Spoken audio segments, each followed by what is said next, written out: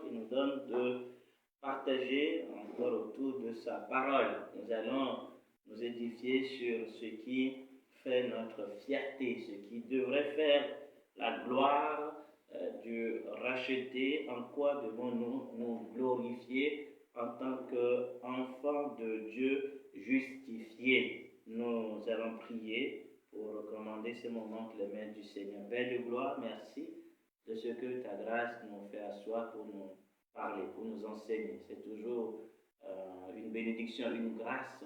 Nous voulons que tu disposes nos cœurs durant ces moments et que tu nous fasses du bien pour la gloire de ton nom, pour la gloire de Jésus-Christ et pour notre bonheur suprême. Nous te le demandons au nom de Jésus. Amen. Le passage de base, c'est Romains le chapitre 5. Romains le chapitre 5. Nous allons lire à partir du chapitre 4, le verset 25. Donc le verset 25, le dernier verset du chapitre 24, et le chapitre 4, le verset 25, et le chapitre 5 jusqu'au verset 11. Donc Romains 4, 25, lequel, donc il s'agit de notre Seigneur Jésus-Christ, qui est délivré pour nos offenses et ressuscité pour notre justification.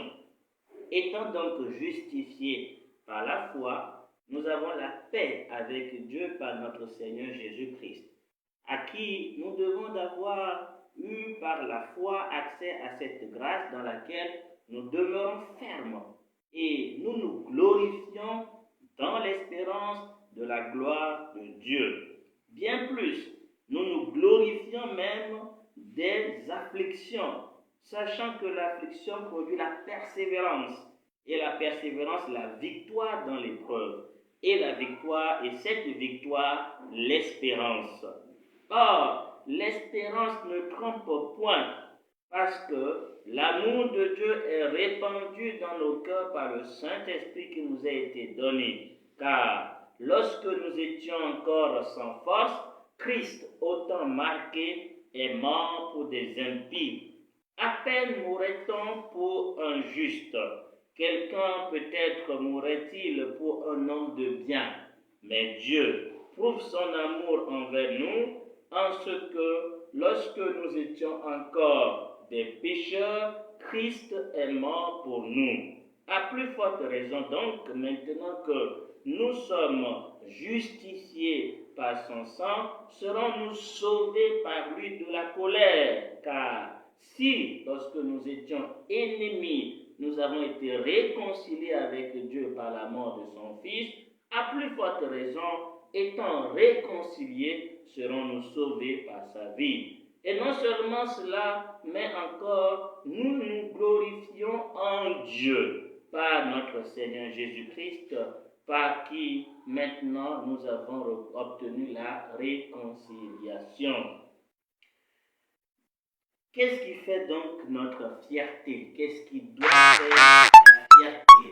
En quoi devons-nous nous glorifier? Parce que lorsqu'on parle de la gloire, de se glorifier, on est en train de parler de quelque chose dont on se sert pour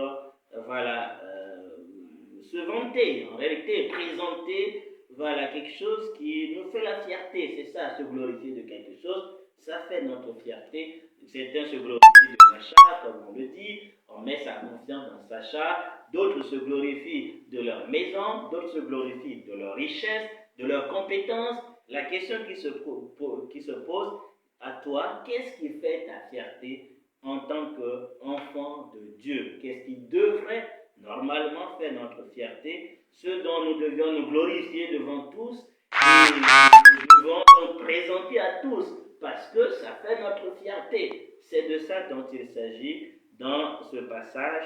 Et la Bible, le Saint-Esprit nous révèle 3 choses dans lesquelles le chrétien devrait trouver sa fierté. 3 choses qui doivent faire notre fierté. Donc en dehors de ces choses, si nous nous glorifions dans d'autres choses, alors nous sommes donc dans l'erreur. La volonté de Dieu, c'est que nous trouvions notre fierté uniquement dans ces 3 éléments que nous allons aborder ensemble. Mais avant d'aborder ces éléments, le message s'adresse à qui? Qui sont ceux qui peuvent en réalité comprendre ou plutôt jouir réellement de ces 3 éléments de la fierté du croyant? Qui sont ces éléments? C'est pour dire que si tu n'es donc pas concerné par le message, évidemment, ce qu'on va dire ne va donc pas se manifester en toi où tu ne trouveras aucun intérêt. Autrement dit, les éléments que nous allons aborder sont des preuves, d'accord? Ce sont des preuves que tu es justifié. Autrement dit, si tu ne te glorifies pas dans ces 3 éléments, alors tu peux te poser la question de savoir, est-ce que tu es justifié? Parce que le verset 1 nous dit, étant donc justifié, nous avons la paix avec Dieu. Avant d'évoquer plus tard au verset 2 que nous nous glorifions dans l'espérance de la gloire de Dieu, le verset 3, nous nous glorifions dans les afflictions, le verset 11, nous nous glorifions en Dieu. Donc le nous dont il est question là, il s'agit de qui? De ceux qui sont justifiés par la foi. Donc qu'est-ce qui caractérise ceux qui sont justifiés? C'est le fait que ces personnes trouvent leur fierté, leur gloire uniquement dans l'espérance, dans les afflictions et même, donc, j'allais dire même dans les afflictions et en Dieu. Nous allons revenir sur chaque élément tout à l'heure. Donc, qu'est-ce qu'être justifié donc par la foi? Il est dit que nous sommes justifiés par la foi. C'est quoi être justifié par la foi? Le verset 25 du chapitre 4 nous dit quelque chose de très important. Christ, notre Seigneur, a été livré pour nos offenses et ressuscité pour notre justification. Donc, la mort de Jésus à la croix était pour nos péchés, pour nous laver de nos péchés. Et par son sang, nous sommes purifiés. Mais lorsqu'on parle de la justification, il faut noter que cette justification est intimement associée à l'acte de la résurrection. Il y a donc un lien intime entre être déclaré juste devant Dieu et la résurrection de Jésus-Christ. Si Christ n'était pas ressuscité, aucun d'entre nous n'obtiendrait donc la justification. Qu'est-ce que c'est qu'être justifié concrètement? Ce n'est pas juste que Dieu nous déclare que nous sommes justifiés et puis c'est tout. C'est bien plus que cela. Le Seigneur, dans ce passage, va nous montrer tout simplement que la justification se matérialise. Je donne un exemple très simple pour qu'on comprenne.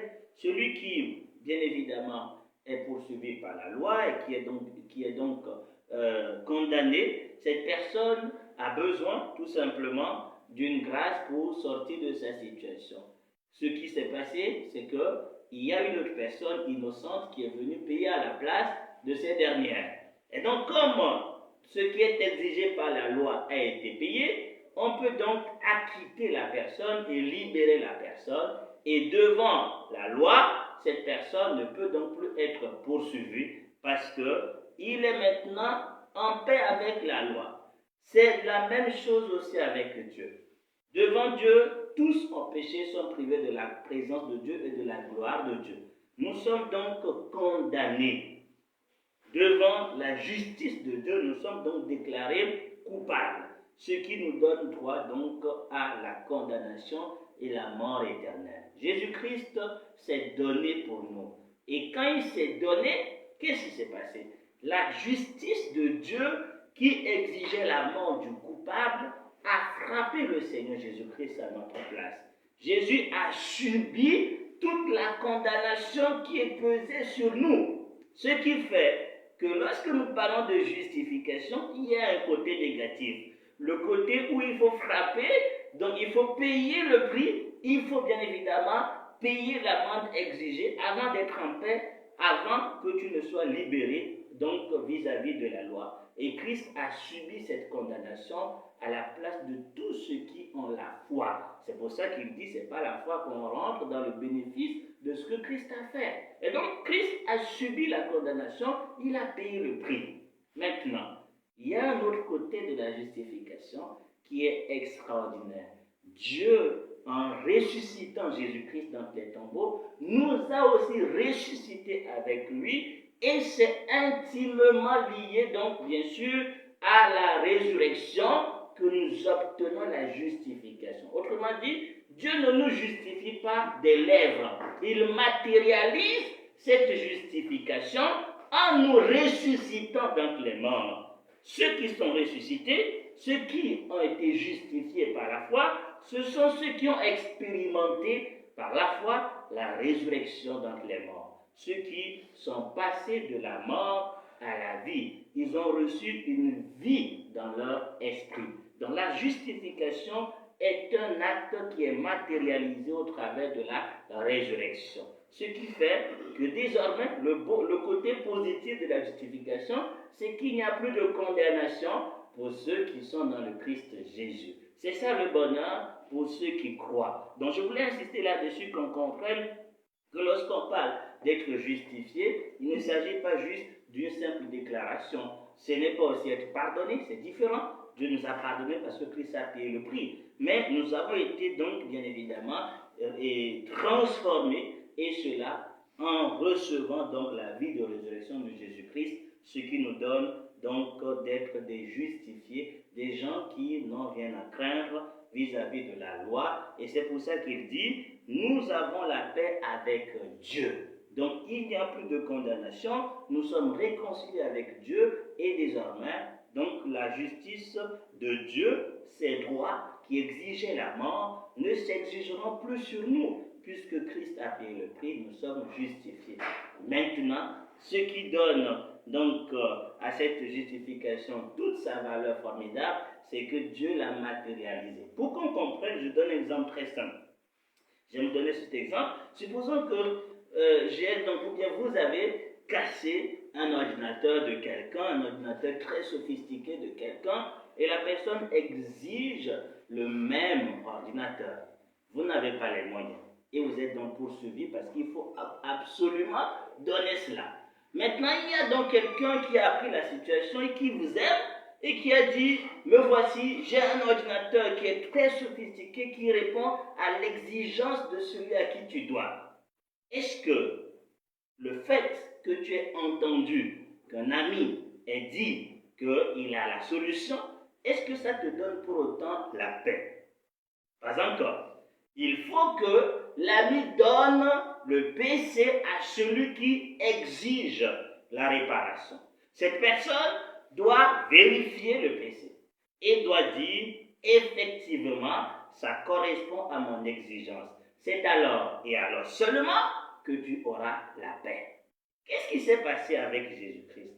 À la croix, quand il s'est livré pour nous, il s'est livré pour nos péchés. Et il a dit à la croix, tout est accompli. C'est vrai que tout est accompli à la croix, mais ce n'était pas encore quelque chose qui pourrait en réalité apporter la paix et la justification. Non, il fallait que celui qui a exigé ce sacrifice donne son OK. C'est Dieu qui a exigé qu'il y ait un sacrifice. C'est Dieu qui a dit il faut la mort. C'est vrai, Christ a payé le prix et il a dit tout est accompli. Mais il faut que Dieu donne son OK.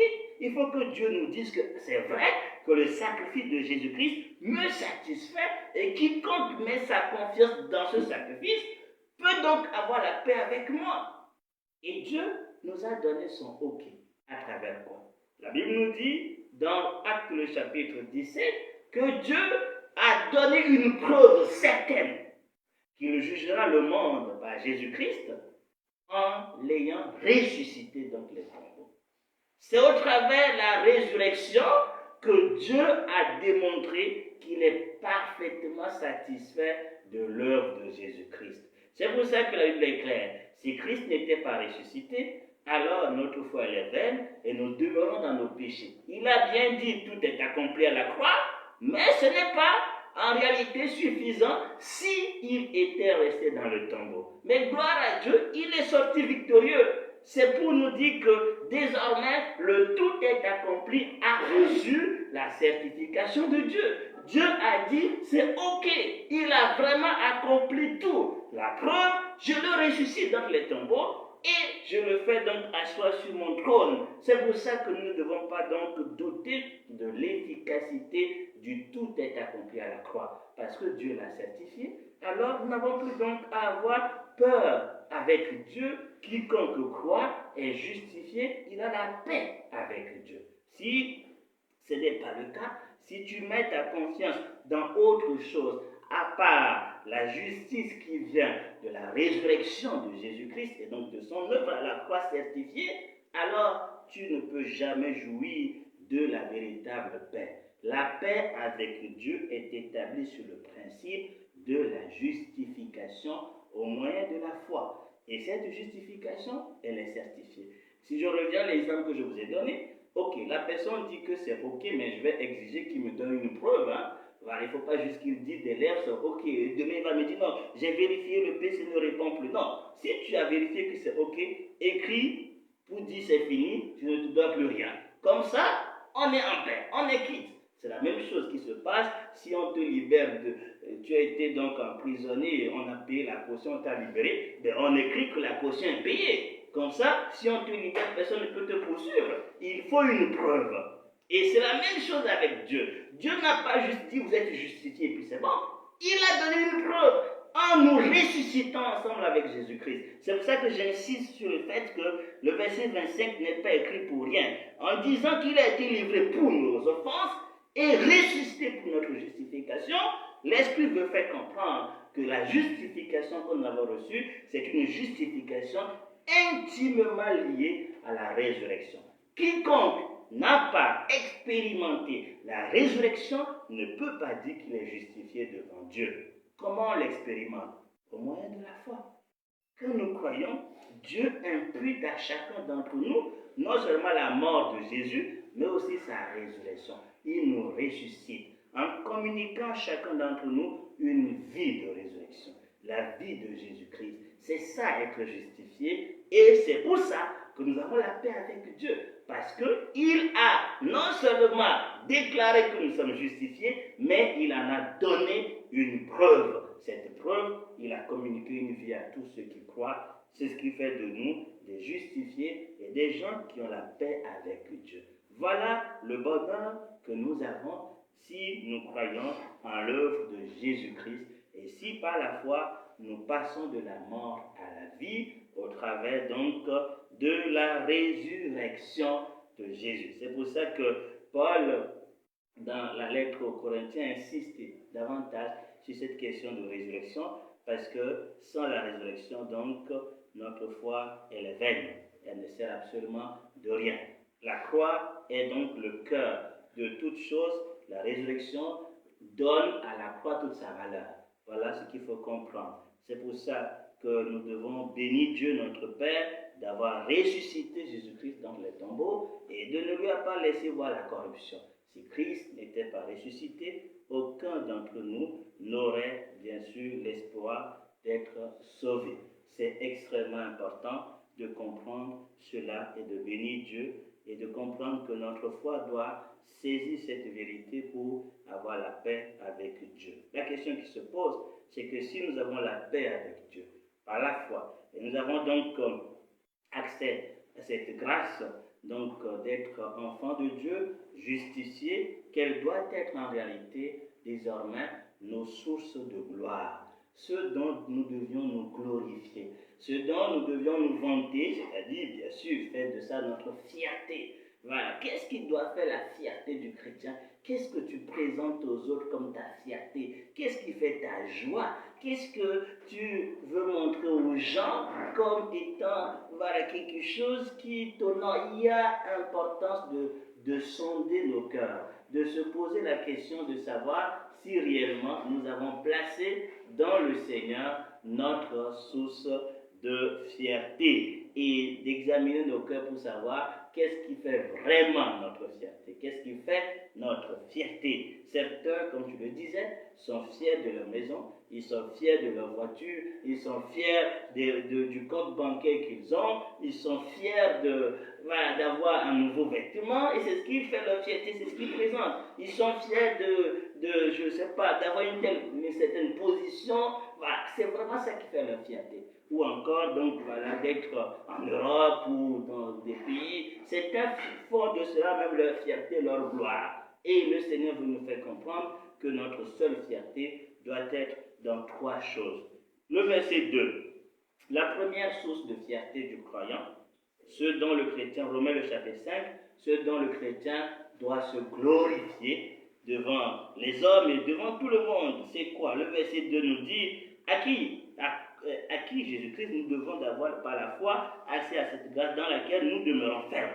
Nous demeurons fermes dans la grâce qui se trouve en Jésus-Christ, la grâce d'être en paix avec Dieu, d'être justifié par la foi. Et il dit, et nous glorifions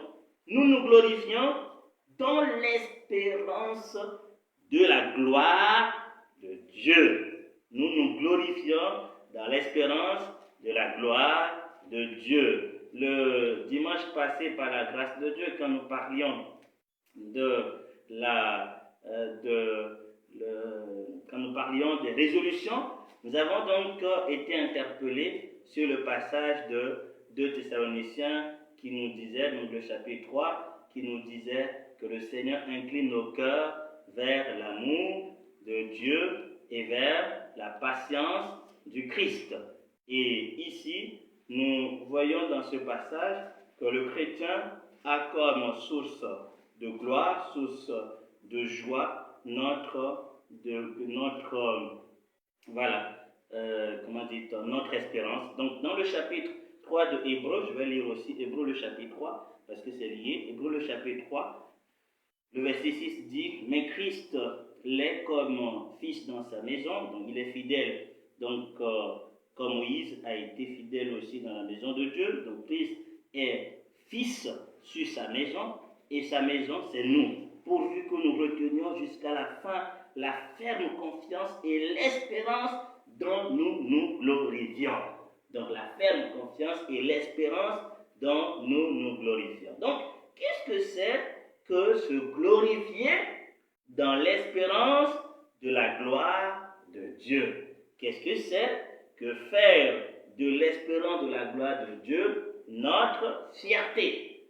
Parce que c'est ce que le Seigneur dit ici. Ça veut dire tout simplement que le chrétien a quelque chose qui le met au-dessus des autres. Donc quand on dit fierté, on fait de quelque chose une fierté, c'est que la chose, tu crois avoir quelque chose de spécial que les autres n'ont pas. Ça c'est vrai. Et ce qui doit être pour le chrétien la chose de spécial que Dieu nous donne, c'est d'avoir part un jour à la gloire de Dieu.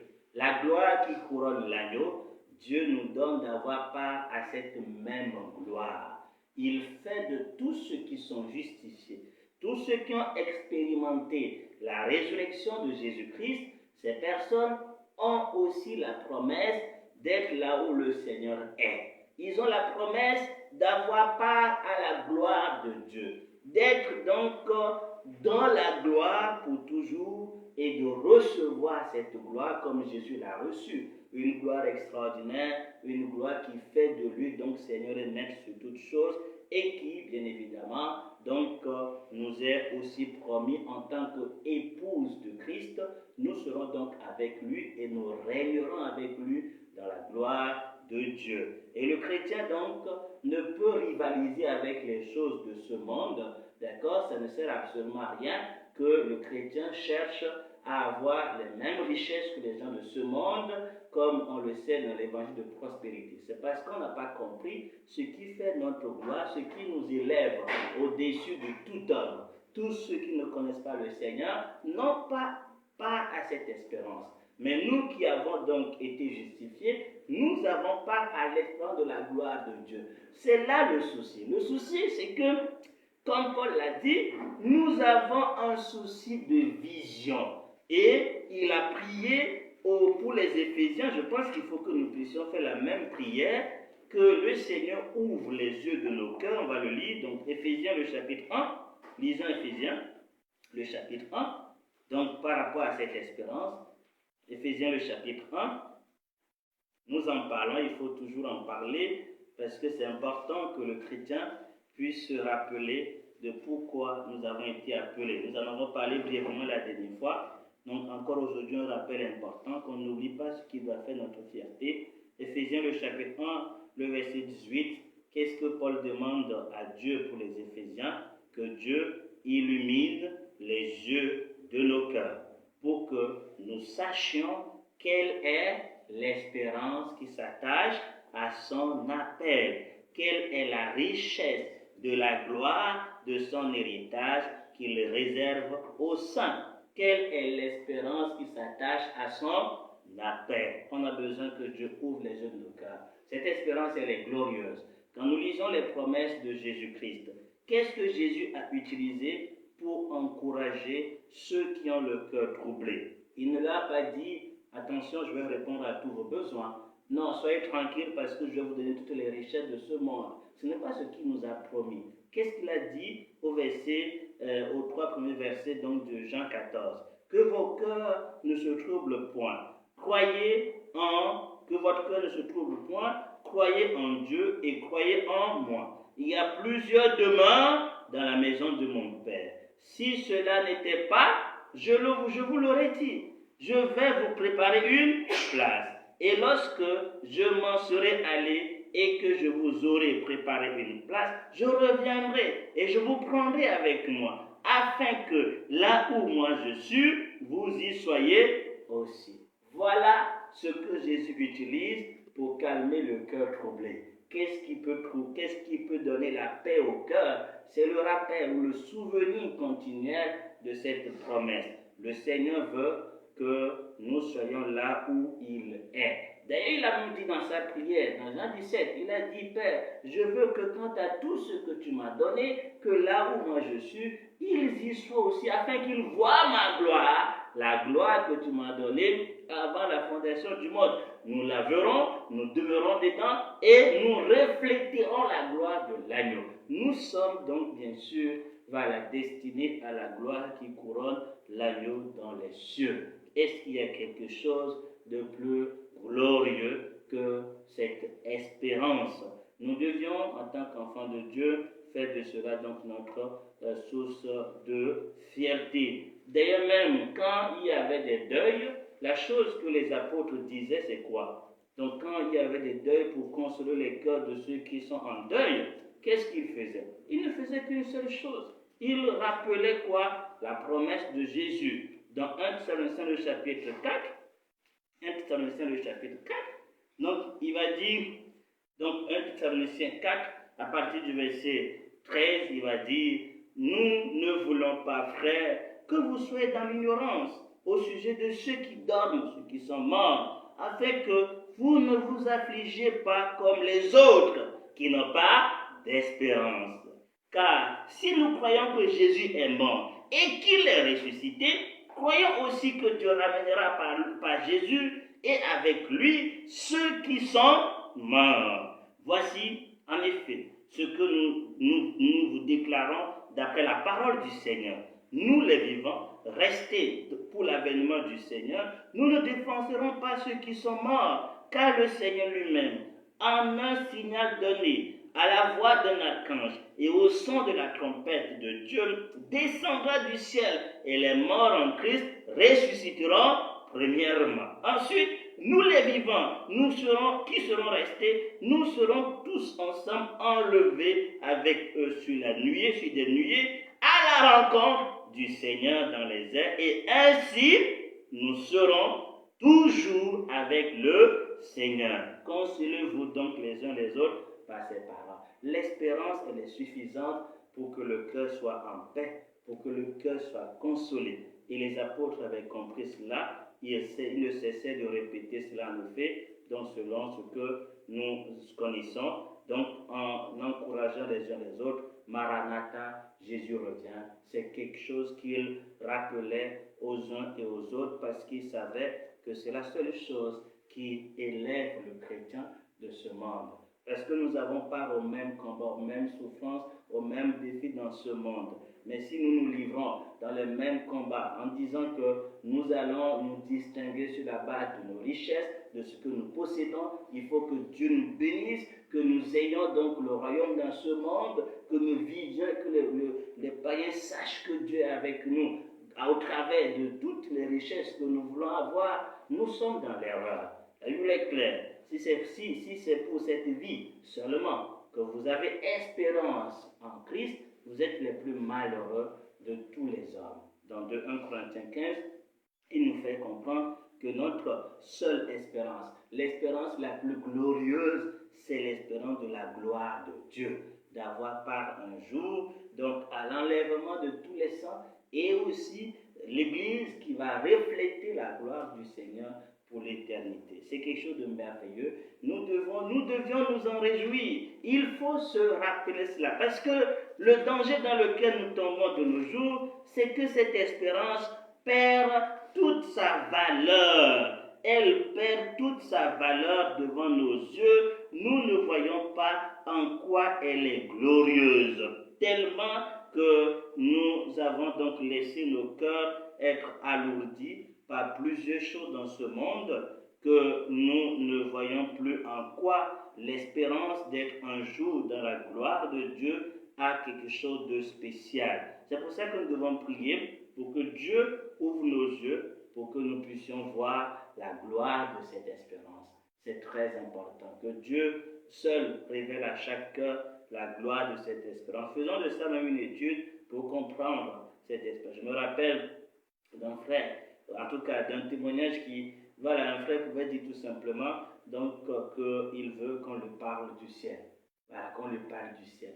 Tellement que même des fois dans nos cantiques, on parle tellement de la terre. On parle tellement des bénédictions de la terre. On parle tellement du secours qu'on peut avoir du Seigneur même sur la terre. On parle très peu du ciel. Même les louanges, les cantiques, on parle très peu du ciel. Parlons du ciel, notre destin éternel. Parlons-en, méditons sur de cette espérance. Cela fera que nos cœurs verront la gloire de cette espérance et s'y attacheront. Parce que la Bible est claire, là où est ton trésor, là sera ton cœur. Faisons donc de cette espérance notre trésor et nos cœurs ne pourront être qu'avec le Seigneur. C'est pour ça que dans Colossiens on le dit, si vous êtes ressuscité avec Christ, pensez aux choses qui sont en haut. Là où Christ est, c'est là où il est. Nous devons penser donc à la gloire de Dieu à laquelle nous sommes destinés et c'est ce qui doit faire notre fierté. Ce que je dois montrer, ce dont je peux me vanter devant les gens de ce monde, c'est pas que j'ai un appartement, j'ai une belle voiture. Non, ça, ils ont ça déjà. Ils ont même plus que moi. Donc je ne peux pas en tout cas faire de ça ma fierté. Non, je dois me distinguer de quelque chose. Et la chose dont je me distingue, c'est le fait qu'ils n'ont pas l'espérance de la gloire de Dieu. Cette gloire qui repose ensuite immédiatement, en tout cas j'allais dire, dès à présent sur nous, elle est notre partage pour l'éternité et nous devons faire donc notre fierté. Le ressusciter, justifier, faire de l'espérance de la gloire de Dieu sa fierté. Deuxième chose dans laquelle nous devons nous glorifier. Le verset 3. Et ça, c'est difficile. Je l'avoue. Le verset 3 dit, bien plus, nous nous glorifions même dans les afflictions, dans les tribulations, dans les souffrances. Nous nous glorifions même dans les afflictions. Parler de la gloire, c'est quelque chose de merveilleux. Mais parler des souffrances et dire que ces souffrances est source aussi de gloire, c'est quelque chose d'incompréhensible. Comment peut-on nous glorifier, être fiers dans les tribulations, être fiers des tribulations, des souffrances, à cause de Christ, bien sûr. Comment pouvons-nous faire de ça notre fierté? Déjà, on l'avait dit, on répète encore une fois, souvent on croit que c'est quand Dieu va nous délivrer, Dieu va nous bénir, Dieu va, j'allais dire, nous accorder, voilà, donc un secours extraordinaire. Donc, les gens verront que Dieu est avec nous. Et donc, nos prières, c'est que Dieu le fasse pour que les gens voient que Dieu est avec nous. Mais ceux qui ont marché avec le Seigneur dans les Écritures nous ont montré que même dans les afflictions, Dieu se glorifie. Paul va dire qu'il est même fier de sa faiblesse. Il se glorifie même dans les moments difficiles. Parce que alors, quand il est faible, Dieu manifeste sa puissance. Et il a compris qu'il ne doit pas avoir honte de ses afflictions. Il en parle, il va même dire à Pierre, à Timothée, je crois, n'aie pas honte de mes chaînes, n'aie pas honte de mes afflictions pour le Seigneur. Donc, il ne devait pas avoir honte. Des fois, il nous arrive d'avoir honte de notre état parce qu'on dit, mais en quoi ça glorifie Dieu? Et donc, on a honte de notre état, de montrer ce qu'on a ou ce qu'on n'a pas. Voilà, donc on est tellement dérangé, on est dans un tel complexe quand les gens ont et que nous, on n'a pas. C'est quelque chose dont on doit se délivrer et comprendre que non, nous devons apprendre à nous réjouir et à nous glorifier de l'état dans lequel nous nous trouvons. Si c'est le Seigneur qui nous met, en tout cas qui nous donne d'avoir cet état, souvent temporaire, mais dans tous les cas, les afflictions sont aussi très utiles. Pourquoi? Parce que contrairement aux autres, qui peuvent prendre les afflictions comme des fatalités, c'est-à-dire, ok, on ne peut rien, Dieu a permis, ok, on subit. Le chrétien n'est pas dans cette logique. Le chrétien comprend que non, ce n'est pas question de fatalité, mais c'est une question qui rentre dans le plan du Dieu d'amour. C'est parce que Dieu a un objectif. Il comprend que toute chose concourt à son bien. Et donc, il va voir les choses autrement. Il ne vit pas les choses comme certains qui disent, bon, ok, c'est Dieu qui a permis, on n'y peut rien. Non, il vit les choses dans le sens, Dieu l'a permis, mais pour un objectif qui m'amènera à aller de gloire en gloire avec lui. Parce que toute chose concourt au bien de ceux qui aiment Dieu. La lecture est totalement différente, ce qui fait qu'on ne va pas se plaindre, mais plutôt placer ça devant le Seigneur, tout en faisant de cela notre sujet de gloire. Pourquoi il fait de cela sa source de fierté? Parce que cette affliction va produire des résultats extraordinaires. Qu'est-ce que l'affliction produit? L'affliction produit la persévérance. Voilà le premier résultat. L'affliction produit la persévérance. Alors, ça m'a rappelé une histoire dans Juge. On va lire Juge. J'espère que je ne prends pas assez de temps. Ok, allons-y, Juge. Voyons ce qui s'est passé dans le cas de Gédéon. On connaît déjà l'histoire de Gédéon, de la souffrance dans laquelle le peuple était à cause de son péché. Et Gédéon était dans une telle douleur, à tel point qu'il, donc essaie de mettre la nourriture à l'abri des mendiants. Et le Seigneur s'est révélé à lui dans le chapitre 6 et a voulu l'envoyer. Gédéon dit, mais si Dieu est avec nous, comment se fait-il que tout ce que nous avons entendu dire qu'il a fait, on ne voit plus cela? Et Dieu l'a mené jusqu'à ce qu'il soit convaincu que Dieu l'appelle au service. Et une fois qu'il a engagé le combat, il est arrivé un moment où il était dépassé, fatigué, parce que le combat était tellement difficile. Bon, le Seigneur était avec eux, mais c'était quand même épuisant. Ils étaient fatigués. Ils ont commencé à poursuivre les rois qui ont fui. Et arrivé un moment, Gédéon nous dit dans le chapitre 8, donc dans le chapitre 8 de Juge, le verset 4, on nous dit de Gédéon. Gédéon arriva au Jourdain et il passa, lui et les 300 hommes qui étaient avec lui. Qu'est-ce qu'on nous dit? Il passa, lui et les 300 hommes qui étaient avec lui, comment? Fatigués, mais poursuivant toujours. Il faut noter cette expression, ça me fait souvent du bien de m'en rappeler. Fatigués, mais poursuivant toujours. Qu'est-ce qui leur donnait cette détermination? Ils étaient dans un état dans lequel l'ennemi les dominait. Dieu a suscité une voie de solution. Et ils étaient dans le combat pour arriver à une victoire totale. Mais dans le combat, il y avait de la fatigue. Il y avait donc, bien sûr, donc à cause de la difficulté du combat, ils étaient donc épuisés. Ils n'avaient plus de force. Mais il y a un problème. S'ils relâchaient, qu'est-ce qui allait se passer? Ils allaient donner de l'avance à l'ennemi, puisque ces 3 rois pourraient aller encore se constituer plus forts et venir les exterminer. Donc ils n'ont pas de choix que de persévérer et de finir totalement le combat. Il fallait qu'ils aillent jusqu'au bout pour achever l'ennemi. C'est pour ça qu'il va dire au verset 5, il dit aux gens de Sukkot, donnez, je vous prie, quelques pains au peuple qui m'accompagne, car ils sont fatigués. Et je suis à la poursuite de Zébach et Tchamouna, roi de Mandian. Donc il poursuivait donc 2 rois. Et même si le chef de Sukkot a refusé, ils n'ont pas été découragés.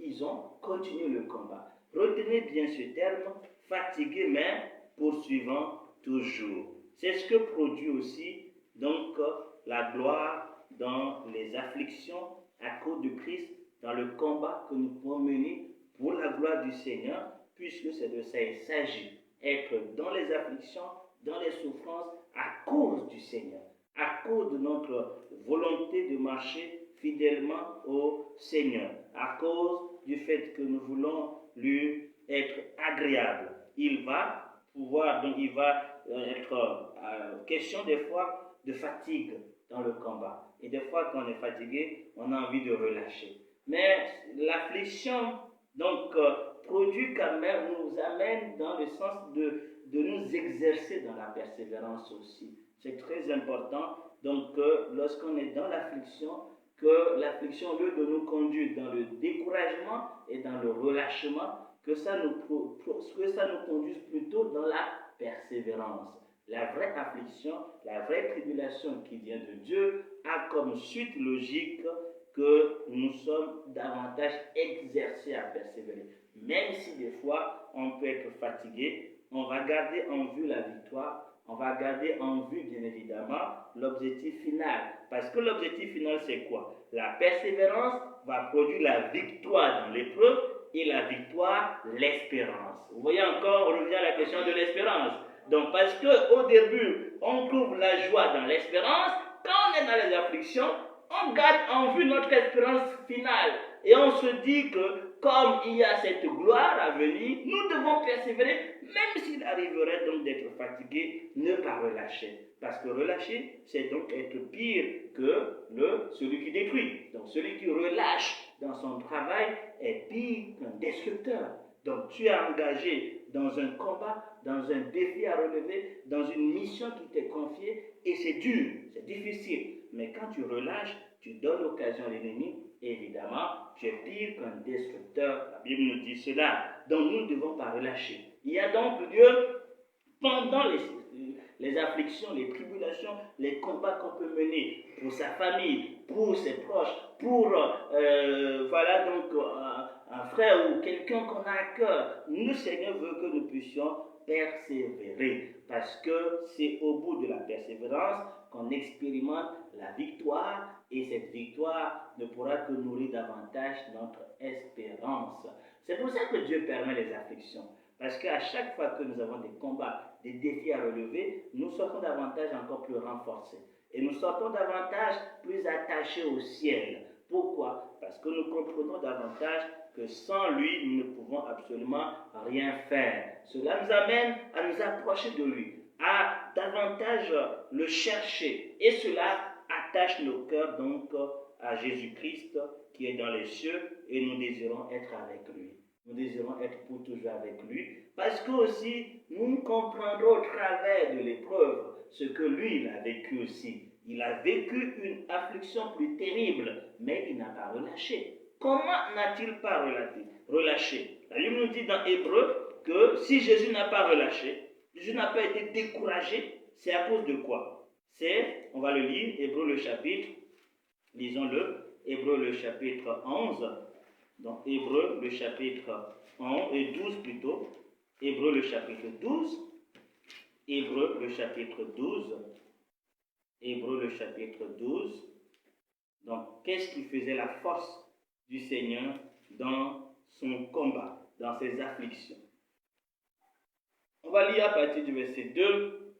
On nous dit, déjà on peut lire à partir du verset 1 pour bien comprendre. Nous donc aussi, puisque nous sommes environnés d'une si grande nuée de témoins, rejetons tout fardeau et le péché qui nous enveloppe si facilement et courons avec persévérance dans la carrière qui nous est ouverte, ayant les yeux sur Jésus, le chef et le consommateur de la foi, qui, en vue de la joie qui lui était réservée, a souffert la croix, méprisé l'ignominie, et désormais il s'est assis à la droite de Dieu, à la droite du trône de Dieu. Considérez en effet celui qui a souffert contre sa personne une telle opposition de la part des pécheurs, afin que vous ne vous lassiez point l'âme découragée. Donc le Seigneur est en train de nous dire ici qu'au fort de l'épreuve, quand le découragement veut nous saisir, faisons comme lui, gardez nos regards sur la fin de l'affliction qui est l'espérance. Il avait les regards sur la joie qui lui était réservée, ce qui a fait que les afflictions qu'il endurait étaient donc estimées pour rien du tout. Paul va dire cela aussi d'une autre façon, dans Romains le chapitre 8, pour nous encourager dans la persévérance. Il va nous dire, dans Romains le chapitre 8, qu'au verset 18, on va le lire ensemble, Romains 8, verset 18, qu'est-ce qu'il nous dit là? Romains 8, verset 18, il dit, déjà à partir du verset 17, il dit, or, si nous sommes enfants, nous sommes aussi héritiers. Héritiers de Dieu et co-héritiers de Christ. Si toutefois, nous souffrons avec lui, afin d'être glorifiés avec lui. J'estime que les souffrances du temps présent ne sauraient être comparées à la gloire à venir qui sera révélée pour nous. Voilà. Quand on a les regards sur la gloire, l'espérance de la gloire, quand on fait de cela notre véritable source de fierté, quand on est au fort de l'épreuve, quand on est au fort de travail pour le Seigneur, quand on est au fort, bien évidemment, donc voilà, des combats que nous devons mener, nous allons prendre courage, persévérer, parce que quoi? Nous avons les regards fixés sur la joie qui va découler. Il y a une gloire extraordinaire d'être un jour devant le Seigneur. Le Seigneur dira, voici celui, celle, ta maman, ton papa, tes frères, ton époux, ton conjoint, dans tous les cas, pour lequel tu as combattu, qui est aujourd'hui dans la gloire. Et qu'est-ce que Jésus va faire? Il a dit qu'il va honorer tous ceux qui ont œuvré, tous ceux qui ont combattu. De quelque manière que ce soit, il y a une couronne qui est réservée pour tous ceux qui, bien évidemment, auront servi fidèlement. Quand nous gardons nos regards sur cette joie éternelle, comme Paul va dire à plusieurs reprises aux églises qu'il a bâties par la grâce de Dieu, il va leur dire, vous êtes ma gloire, vous êtes ma joie, vous êtes ma couronne, parce qu'il a compris que ce jour-là, ce sera une joie extraordinaire de voir tous ceux qui ont gagné, donc qui ont été gagnés, tous ceux qui ont reçu la vie de Dieu au ciel au travers de son ministère. Et ça était plus que toutes les souffrances qu'il pouvait endurer dans l'œuvre. C'est pour ça qu'il va dire à Timothée, n'aie pas honte de mes chaînes pour Christ. Je suis prisonnier de Jésus-Christ. Je ne suis pas prisonnier des Romains, je suis prisonnier de Jésus-Christ. Il savait que son œuvre allait porter un fruit glorieux et cette gloire était plus que bien évidemment les chaînes et les souffrances qu'il endurait. C'est pour ça que même dans la prison, frappé et châtié, il était dans la joie. Il était plus que joyeux d'avoir part aux souffrances de Jésus-Christ. Il n'avait pas honte de ses chaînes. Comment peut-il, bien évidemment, donc se glorifier d'avoir été frappé? Comment pouvaient-ils, ces chrétiens, d'être emprisonnés, d'être blessés pour le nom du Seigneur? Parce qu'ils avaient compris qu'il y a une gloire qui repose sur tous ceux qui auront donc souffert pour le Seigneur et qui auront persévéré. Ils expérimentent la victoire, ils auront part à l'espérance qui est promise. Nous devons donc garder cela à l'esprit. Cela doit nous encourager dans toute œuvre que Dieu nous demande de faire, ce qui doit être plus important pour nous, c'est le résultat final. Quel que soit le chemin par lequel nous sommes amenés à passer, soyons persévérants dans le service. Ça peut être un service à la maison, ça peut être un service au travail, ça peut être un service dans l'assemblée. Dans tous les cas, notre vie en tant que justifié est désormais une vie de serviteur. Et tout aspect de notre vie doit être vécu en tant que service pour le Seigneur. Tout ce que vous faites, faites-le comme pour le Seigneur. Et donc, dans cela, on peut rencontrer des difficultés terribles. On peut rencontrer des combats terribles. Des fois, on est fatigué. Tu as tellement fait, mais ça ne marche pas. Tu es fatigué. Tu as envie donc d'abandonner. Mais, comme on a vu chez Gédéon, fatigué, mais poursuivant toujours. Le Seigneur peut toujours renouveler nos forces quand nous nous sentons fatigués au fort de l'épreuve. Mais n'abandonnons surtout pas, ne relâchons surtout pas, tenons bon, parce que comme il a promis, au bout de la persévérance, il y aura la victoire. Il y aura la victoire dans l'épreuve, et cette victoire nous conduira vers l'espérance glorieuse. Et il nous rassure que cette espérance-là, elle ne trompe point. Elle est certaine. Cette espérance, elle est certaine. S'il y avait de doutes par rapport à ça, on aurait raison donc de relâcher. Mais il dit non, cette promesse, elle est certaine. D'autant plus que celui qui a promis déverse son amour dans nos cœurs. Pourquoi il parle de l'espérance qui n'est pas trompeuse et qui ne trompe point? Et il dit cela parce que l'amour de Dieu est répandu dans nos cœurs par l'Esprit Saint. Quel lien entre l'espérance et l'amour est répandu dans nos cœurs? Comment se fait-il que l'amour répandu dans nos cœurs est une garantie, une source d'assurance de l'espérance qui nous est promise? Il va expliquer. Au fait, cet amour veut dire quoi?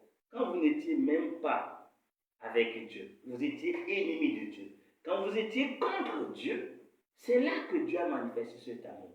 Il a même donné son Fils unique pour qu'il soit tué pour vous. Maintenant que vous êtes à lui, vous êtes justifié, vous avez la paix avec lui, comment se fait-il que ce qu'il vous a promis, l'espérance, il ne va pas l'accorder? Voilà la justification. L'espérance ne trompe point parce que l'amour de Dieu est versé dans nos cœurs par le Saint-Esprit. Celui qui perd de vue le fait qu'il a été aimé de Dieu, l'amour de Dieu pour nous, cette personne ne peut jamais avoir l'assurance de l'espérance. Je reviens sur la prédication du dimanche, que le Seigneur incline nos cœurs vers l'amour de Dieu et vers la patience du Christ. Cette patience, c'est ça cette espérance.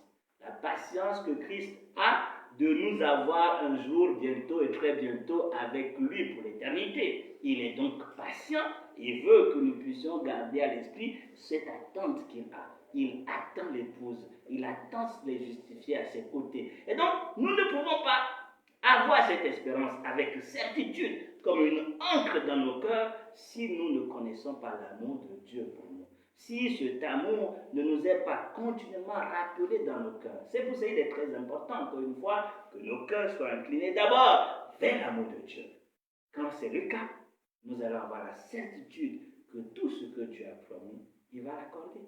Parce que cet amour nous fera comprendre qu'il nous a accordé quelque chose d'extrêmement grand alors que nous étions ses ennemis. Maintenant que nous sommes ses enfants, il ne peut que nous les accorder gratuitement. C'est merveilleux. Dernière chose dans laquelle le chrétien devrait se glorifier. Le verset 11. Nous, non seulement cela, mais encore, nous nous glorifions en Dieu. Il dit, on se glorifie dans l'espérance de la gloire de Dieu. Nous nous glorifions dans les afflictions, mais nous nous glorifions aussi en Dieu. Comment se glorifier en Dieu? C'est vrai qu'il dit que, voilà, donc, que celui qui veut se glorifie en Dieu. Comment se glorifier en Dieu? Comment faire de Dieu notre gloire? Comment faire de Dieu notre source de fierté? Comment faire de Dieu notre source de fierté? Comment on peut comprendre ça? C'est une prédication que nous avons déjà eu à faire ici, une étude de samedi, dans l'étude sur les héritages. J'avais donc, par la grâce de Dieu, montré que, comme les Lévites, notre héritage n'est pas ce que Dieu nous donne, avant tout. Ce n'est pas cette gloire même que nous allons recevoir. Ce n'est même pas le secours de Dieu dans les difficultés que nous traversons. Qu'est-ce qui était l'héritage de Lévi? Lévi n'avait pas de part en Israël. La tribu de Lévi n'avait pas de part en Israël. On distribuait le terrain, en tout cas le territoire, on ne donnait rien à Lévi. Parce que Dieu a dit, je suis l'héritage de Lévi. Je suis son héritage. Et c'est ce que David va dire dans un de ses psaumes, que l'Éternel est son héritage, un héritage délicieux, un héritage merveilleux qui lui a été donné. Donc Dieu lui-même se donne à Lévi. Tu as comme héritage Dieu. C'est Dieu qui a donné la terre promise à Israël. Et toi, tu as comme héritage Dieu, le donateur. Ben, tu as tout. C'est ça le bonheur. Mais Dieu ne veut pas que nous fassions de ce qu'il nous donne notre source de fierté. Il veut que nous fassions de lui notre source de fierté. Parce qu'il est à nous. Dieu est à nous. Et savoir que Dieu est à nous, c'est quelque chose qui doit nous réjouir à l'extrême. Dieu est à nous. C'est ça notre fierté. Ce que nous avons comme source de gloire extraordinaire, c'est le fait que Dieu est à nous. Et nous pouvons nous glorifier en Dieu. Si tu ne fais pas de Dieu ta gloire, tu ne fais pas de Dieu ta fierté, c'est-à-dire appartenir à Dieu, être enfant de Dieu et avoir Dieu comme Père, avoir Dieu comme ton Dieu, c'est quelque chose qui devrait te glorifier, qui devrait te réjouir. Si ce n'est pas le cas, alors incline ton cœur devant le Seigneur pour qu'il ouvre tes yeux afin que tu réalises l'héritage qui est réservé pour les saints. L'héritage, le fait d'avoir Dieu comme héritage, nous avons besoin de la révélation. On avait déjà fait une prédication là-dessus, donc je vous conseille encore de réécouter pour comprendre ce que c'est qu'avoir Dieu comme notre héritage, parce que c'est en cela que nous nous glorifions. Voilà les 3 points que j'ai voulu donc nous rappeler encore aujourd'hui, que nous comprenions que si réellement nous sommes justifiés, nous nous disons enfants de Dieu, alors que nous ayons notre joie et fierté uniquement dans ces 3 éléments que nous venons d'évoquer. Si en dehors de ces choses, nous avons d'autres choses qui font notre fierté, qui font notre gloire, qui font notre joie, alors nous sommes en dehors de ce qui concerne les justifiés.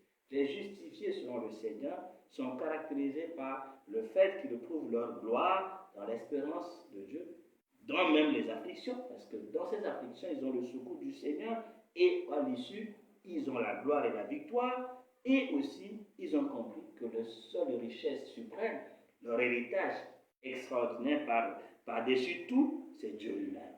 Voilà, Dieu lui-même. Et cela les suffit, cela leur suffit, et c'est ce qui leur donne une paix extrême. Que Dieu nous donne une révélation profonde sur ces sources de fierté pour que nous puissions donc les expérimenter. Parce que ce n'est pas révélation, par le Saint-Esprit qu'on comprendra. Voilà, donc ces sources de gloire et qu'on peut les expérimenter chaque jour un peu plus, voilà, dans la marche, de telle manière que les autres choses doivent être oubliées davantage, ce sur quoi tu t'appuyais, ce qui faisait ta confiance, d'accord? Donc, comme je l'ai dit, se glorifier aussi, c'est mettre sa confiance dans la chose, d'accord? Comme on a dit, certains se glorifient de leurs chars, de leurs chevaux, mais nous nous glorifions de quoi? De l'Éternel. Nous nous glorifions du nom de l'Éternel. C'est en lui que nous mettons notre confiance. C'est aussi ça. Si ta confiance, ta stabilité, c'est-à-dire tu es tranquille quand tout va bien ou quand tu as une belle maison, une voiture ou un bon compte bancaire, là il y a un problème. Tu dois te dire que tu as besoin du Seigneur. Parce que le chrétien a comme source de fierté l'espérance. Même dans les épreuves, il trouve sa fierté parce qu'il réalise que tout concourt au bien de ceux qui aiment Dieu. Et de l'autre côté, il est persévérant aussi. Il fait de Dieu sa joie suprême. Voilà les éléments que nous notons dans ce passage. Donc s'il y a des questions, nous pouvons en parler. Que Dieu nous bénisse. Amen.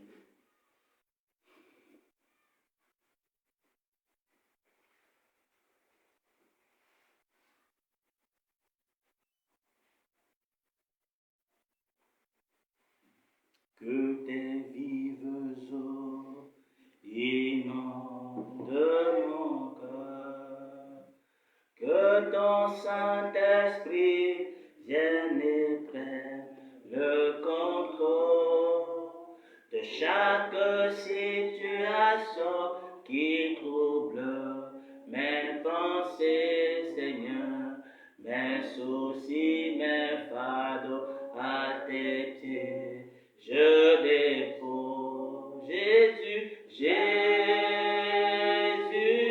Jésus, Jésus,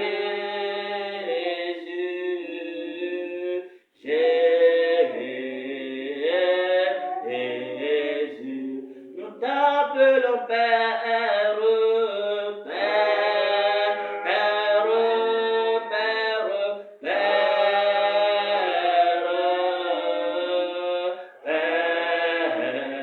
Père, que tes vives eaux, inondent mon âme, que ton Saint-Esprit vienne et prenne le contrôle de chaque situation qui trouble mes pensées, Seigneur, mes soucis, mes fardeaux à tes pieds, je dépose. Oui, Seigneur, je prie que tu prennes tous nos soucis, nos fardeaux, comme l'avons dit, tu nous demandes de rejeter sur toi tous nos fardeaux et tout péché aussi qui nous enveloppe, tout ce qui nous donne, Seigneur, ô Dieu, de ne pas trouver en toi notre fierté, de ne pas avoir la gloire de cette espérance, et aussi même dans les souffrances, de ne pas nous réjouir en toi. Je prie que tu nous en délivres. Tu connais les combats que nous menons, mais je prie que ta grâce nous fortifie. Renouvelle notre joie, renouvelle notre foi, renouvelle, Seigneur, nos forces, afin que même quand il arriverait que nous soyons fatigués, que nous puissions poursuivre la course, poursuivre le combat, poursuivre, Seigneur, oui, Seigneur, le service que tu nous confies, selon, Seigneur, oui, la mesure de la grâce, chacun, donc, selon ce qui le concerne. Père de gloire, merci encore pour ta grâce qui nous a enseigné. Je prie que tu nous donnes de vivre ces réalités d'une manière pratique. Je prie pour ton assemblée, que tu nous fasses du bien. Nous te demandons de continuer à nous enseigner, de nous donner la révélation, comme l'avons dit, parce que ce n'est pas par la sagesse humaine qu'on comprend ces choses, mais c'est quand tu nous éclaires, quand tu parles à nos cœurs par ton esprit, que cela devient clair et cela devient une réalité dans nos cœurs. Qu'il en soit ainsi, pour la gloire de ton nom, pour la gloire de notre Seigneur Jésus-Christ et pour notre véritable bonheur. Nous te bénissons encore une fois, Dieu notre Père. Nous te prions pour demain. Reste avec nous, Seigneur, au nom de Jésus. Amen. Amen. Que Dieu nous bénisse.